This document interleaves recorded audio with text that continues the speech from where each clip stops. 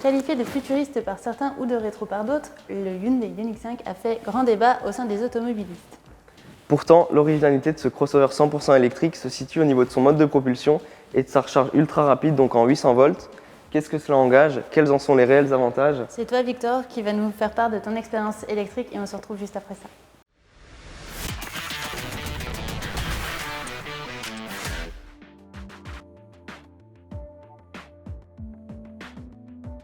Alors Victor, je vais rentrer directement dans le vif du sujet. On sait que le design de la Ioniq 5 a quand même lourdement fait débat. Il y en a qui aiment, il y en a qui n'aiment pas du tout. Pourtant, il me semble que Hyundai a vraiment voulu marquer un tournant historique dans la marque grâce à ce véhicule. Oui, effectivement. Donc en parlant d'histoire, ce véhicule-là, en fait, provient de base de la Pony, donc qui était un véhicule lancé en 1975 et qui avait été retravaillé et annoncé donc au salon de Francfort en 2019, donc qui s'appelait le Concept 45. Et là, en fait, on a clairement donc, le Concept 45 devant nous, donc un concept car dans nos concessions, accessible à nos clients. Et en fait, le look est totalement futuriste et en fait, vous avez des parties rétro, donc rétro-futuriste, notamment avec cette calandre avec les pixels. Le bouclier en forme de V qui vient donner un côté en fait dynamique. Ça, on le retrouve donc sur les garde-boue avec les stries et les jantes qui viennent prolonger ensuite le véhicule ici, avec les poignées donc affleurantes, ce qui donne un look vraiment élégant et que personnellement j'adore. Et là, à l'arrière, vous retrouvez aussi donc, le prolongement de la calandre qu'on a à l'avant, donc avec aussi les feux en forme de pixels. Donc en fait, on a un véhicule qui finalement est très porté sur le dynamisme, l'aérodynamisme, qui marque vraiment une transition entre le passé et l'avenir de la marque. Maintenant, on parle quand même long trajet. Qu'est-ce que ça inclut au niveau du confort du véhicule? Au niveau du confort, du coup, je vous invite à aller à bord du véhicule pour découvrir ça.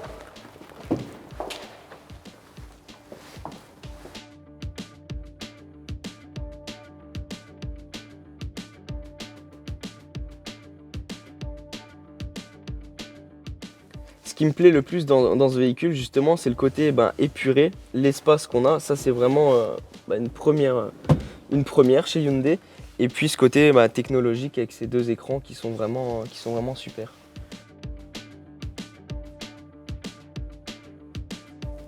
Ah, je suis bien là.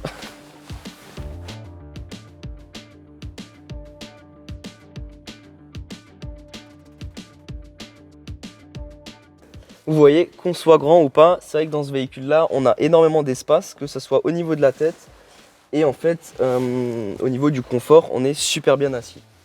Ce véhicule est vraiment conçu pour les longs trajets. On a notamment un coffre de 530 litres à l'arrière. Et puis petite surprise, on a un coffre donc également à l'avant. Je vais vous montrer.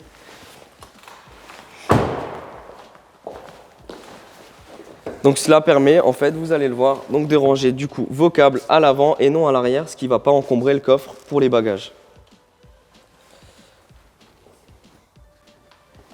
Alors, on note aussi quand même, pour revenir un instant sur l'intérieur, Hyundai a quand même fait le choix d'utiliser des matériaux éco-responsables. Je crois que pour les sièges, les accoudoirs, tout ça, c'est des matériaux qui sont durables. Toi, ça t'inspire quoi, le fait que la marque, finalement, ne s'illustre pas que à travers ses moteurs, mais aussi en pensant durablement pour ses intérieurs?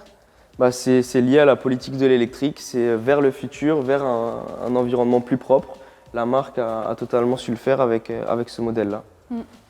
Et je crois même, petite nouveauté quand même, qu'on peut mettre des panneaux solaires sur le toit. Effectivement, c'est disponible en option. Pour récupérer, donc tu as l'énergie qui est récupérée directement pour les batteries. Justement, pour les longs trajets, du coup, ça vous permet de maximiser l'autonomie. Et surtout si vous partez en vacances l'été, ça permet vraiment de regagner tout ce que vous mettez dans la climatisation. Vous le regagnez avec les panneaux solaires, quoi. D'accord. Bon, du coup, puisqu'on parle des batteries, on va revenir sur le mode de propulsion. On part en démonstration? C'est parti.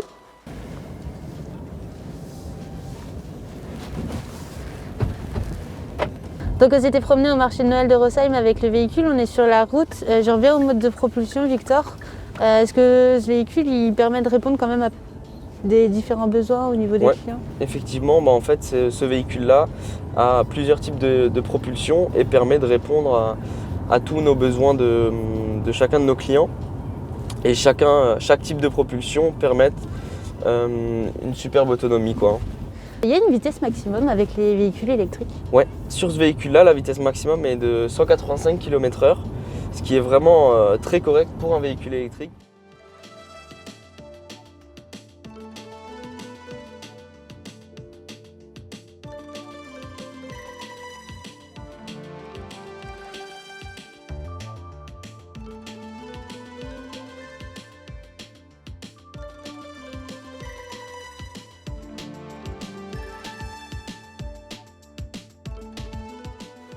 Alors, on se retrouve désormais au Mont-Saint-Odile avec Victor. Alors Victor, on va parler quand même du sujet aussi principal de cette voiture. Et moi, personnellement, c'est ce qui me tient à cœur quand je fais un long trajet, c'est pouvoir recharger rapidement.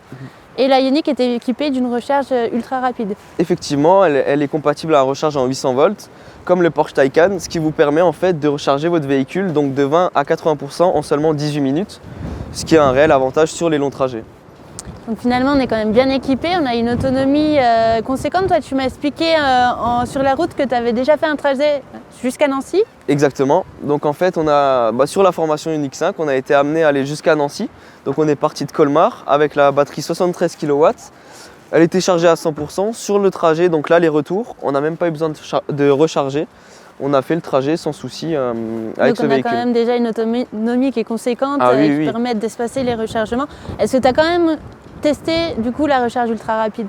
J'ai testé également la recharge ultra rapide sur un autre trajet. Et effectivement, vous faites votre recharge donc, de 20 à 80% effectivement en 18 minutes. D'accord, donc la promesse est tenue. La promesse est vraiment tenue, ouais. Et on a un petit plus, je crois, pour les longs trajets, c'est le V2L dont elle est effectivement, donc le chargeur inversé V2L qui lui a un port donc, à l'intérieur de l'habitacle qui permet de recharger vos PC portables par exemple. Et également donc, un port à l'extérieur du véhicule qui permet de recharger des appareils électriques. Donc on a l'équipement total avec cette Ioniq pour les longs trajets. Voilà, c'est ça. Il n'y a pas grand chose à rajouter. Qu'est-ce que tu voudrais dire de plus? Venez l'essayer. Voilà, il y a toutes nos équipes Hyundai qui vous attendent en concession. Donc si vous avez envie, comme Victor, de partager soit votre expérience ou de faire l'essai de la Ioniq, réservez-le sur expérience-électrique.com.